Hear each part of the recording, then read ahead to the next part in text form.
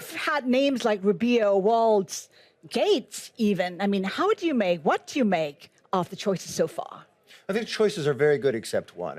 Look, Gaetz won't get confirmed. Everybody knows that. But when you look at a Rubio, just the knowledge that he has, being in the Intel Committee, I was on the Gang of Eight, and his understanding, even when you listen to the other side of the aisle, they say, he'll make a great Secretary of State. So that's strong for me. A Waltz, just his background from a Green Beret and others being the. But John Ratcliffe at CIA, former DNI, that's very strong. And the difference is to what was 8 years ago today, President Trump understands the job. He knows the people that he needs around him to get there. And I think he's going to be much better prepared because he only has one term, but he'll hit the ground running this time. You say Gaetz will not be confirmed. No. Why bother with the nomination then? You can talk to the president, but it's a good deflection from others. But it also gives. I'll let it stand with that. No, I mean just provide us some thinking into what Trump had in mind when he made that nomination. Is it a case of you win some, lose some? It is a negotiating tactic. What is it? You'd have to ask the president, but Gaetz couldn't win in a Republican conference, so it doesn't matter. When you take a look at the nominations so far, I mean, we've seen, China hawks, for instance. Is that an indication of how he will approach the relationship between the U.S. and China? Look, I think for those world leaders, they have a relationship with President Trump, and I think they're probably thankful that President Trump won. It brings greater stability around the world, but it also sends a very clear message that America won't be pushed around. And also when it comes to economic issues like trade and others, this president wants to negotiate. This president wants to have a fair deal. And he can work with anybody, be it the leader of North Korea, and stop testing your missiles and let's sit down and talk. He's willing to sit down and talk to anyone. That's a different approach that I think is much more successful, and I think the world will approach that. Putin never invaded another country while President Trump was in office, and I think those things will stop as well. So he's open to negotiation. The fact that he's threatening 60% tariffs on China, that's a negotiation tool? No, but the one thing I will say, what President Trump is saying is, why is America's markets wide open for you, and why don't you have China open for America? If not, that's not fair. And he's going to stand for America first. And I think that's a very smart place to be. And it's a new day. It's a new leader. And I think it will make the world safer, stronger, and a fair negotiations and trade for everybody in the world. So in terms of executive orders, he's talking about how the first day we'll see sweeping executive orders from day one. What do we expect to see? Well, that's not unusual for any president. But what he's going to do is exactly what he campaigned on and promised. He's going to secure our border. And he has to put sweeping executive orders in to secure our border, because the whole reason why the American border got wide open is because the executive orders of Joe Biden. So he's got to wipe that away. He's going to unshackle what holds back America's economy, okay? So that's from regulation. How can we make sure we get a better place? He's also going to make sure government for all Americans is more efficient, more accountable in the process. And that's a whole new look that America hasn't had since the 40s, when we got to transform and do something big. And he's bringing the best and brightest minds. I was just texting with Elon, was texting me this morning. I mean, think about having the brain of Elon Musk to sacrifice his time away from his businesses to help every single American make government more efficient, more accountable, and actually deliver the job that we're supposed to do. You talk about Elon, you brought the two together, Elon Musk and President Trump. You have a great understanding of how he thinks and what he's able to do. Isn't there, though, a conflict of interest? This is a man who's benefited in a huge way in terms of billions of government contracts. How is that not a conflict of interest? Your question's all wrong. Who's benefited? America. America didn't have an engine, a rocket to go to space. Elon built it. America just had a hurricane, and they couldn't get the internet if it wasn't for Elon Starlink.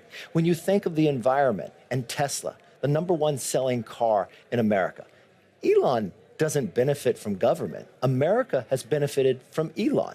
And for Elon to sacrifice his time away from business because he cares about a country that opened up those arms, that he immigrated to, that we are so proud of.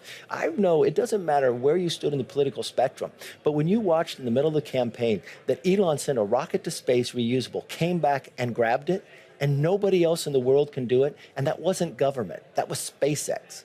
So The people who benefit is Americans from Elon. It's not the other way around. But some can argue that Elon will benefit from easing regulation in tech, in cryptocurrencies. I mean, take a look at how Dogecoin did when, his department was called Doge as a short form. I mean, it went up more than 700%. Surely that is a benefit. Surely he stands to gain in terms of policies, easing policies in things like technology. Well, I take it you've never met Elon because you would never, you would have never said that. The thing about Elon, he's a Thomas Edison. He doesn't care about wealth. He likes to invent and create the world to be better. So if you ever spent time with him, you would realize that the whole premise of your question is off. He doesn't put where he invests. He doesn't even think about that. What he's thinking is, how does he make the world more sustainable? How does he make the world safer? How does he put America in a stronger footing? And you know what? The rest of the world get benefits from that same place. So no, he won't get a benefit, but Americans are going to get a benefit. And I wish others. I mean, this is a president that's not afraid to go to the best and brightest. You know, in America, we used to have this thing called the Peace Corps, where people would volunteer to come back. We need a Peace Corps in executives who shows government how to be more efficient. Because you know what that will do? It'll save the taxpayer a lot of money. It'll make government more efficient and effective for those who care the most about it that we need to. And it will also put America on a stronger footing so the next century could be theirs. We've talked about how Trump has learned from his first time in government. How would he do it differently this time? Well, I think it's the whole theory of 10,000 hours. He only has 4 years. He has an unbelievable work ethic. He also knows where he got stymied and where he got held back. So from this part, he's got a big agenda. He wants to make sure he gets it done in a short amount of time. So he's going to engage from the very beginning.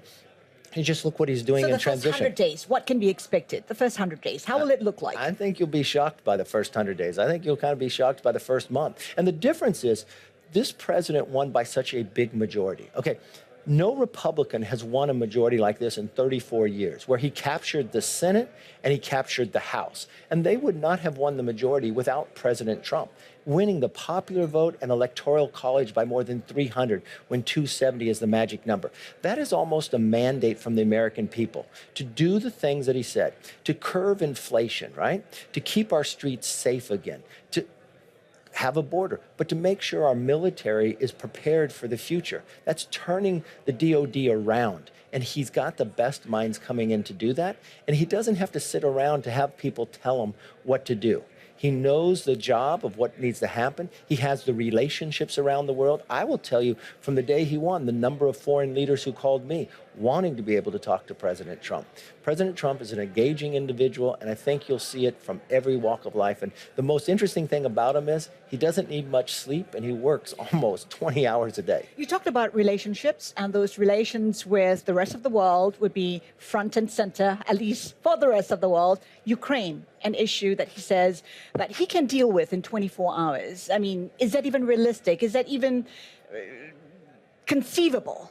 I think it's conceivable he can deal with Ukraine, and I think it's a... In 24 hours? What do you see him not doing? 24 hours. Look, you know where President Trump goes. He likes to make a point, and he gets people's attention that way. But I mean, the one thing that he's going to say is that Putin invaded another country. Putin never did that under the leadership of President Trump, so the world's going to become a little safer. I think the president has supported the time of Ukraine's ability to protect their own nation as well. He's already reached out and talked to Zelensky as well. So I think Putin has to have a new belief of understanding he's got to stop what he's doing, going around the rest of the world doing this, and America and the world will be safer for it.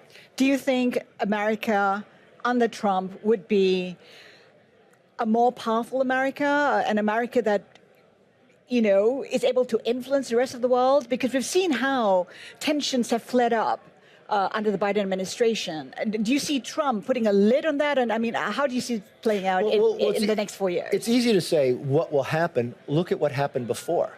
Look at what the world looked like when President Trump was president and what has happened under President Biden. So, I mean, that's why President Trump won by such a large margin. America likes his policies. And I think if you went around the world, they'd like the policy too. I think the Middle East will calm down. I think the world will be safer. I think there'll be more economic growth for everybody. And I think from that perspective, America is very respectful for every other nation. We also understand our values and where we go. And we respect other countries' ability to do that as well. So the world becomes safer. He's not afraid to speak to anybody, and I think communication matters. He's also not afraid to point out when other countries are doing things that aren't proper around the rest of the world and have those discussions. Unconventional, also unpredictable, which is a headache for a lot of government leaders. I just want to bring the point back to where we are, the Barclays Forum. Lots of investors are keeping an eye on that Treasury post. Who might that be, and do you have a preference? I don't have a preference. Look, well, I might have a personal preference, but I don't know that that matters in this place. But this is something that the president has really studied a lot. He's got a really good team going behind it.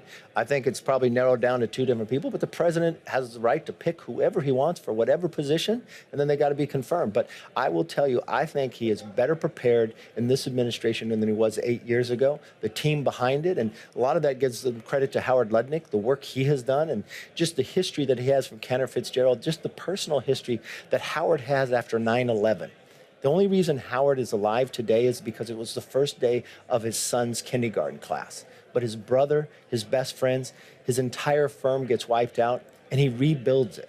But he rebuilds it by everybody donating back to the families that had lost those loved ones. I mean, that's an American story. And so there's so many people like that that are willing to sacrifice their time to make sure America is better and stronger, and that the Trump administration has the best people in it. We would prefer for you to express your preference. No? No names? Look, I don't want to damage anybody, so I let the president just pick. It's his choice.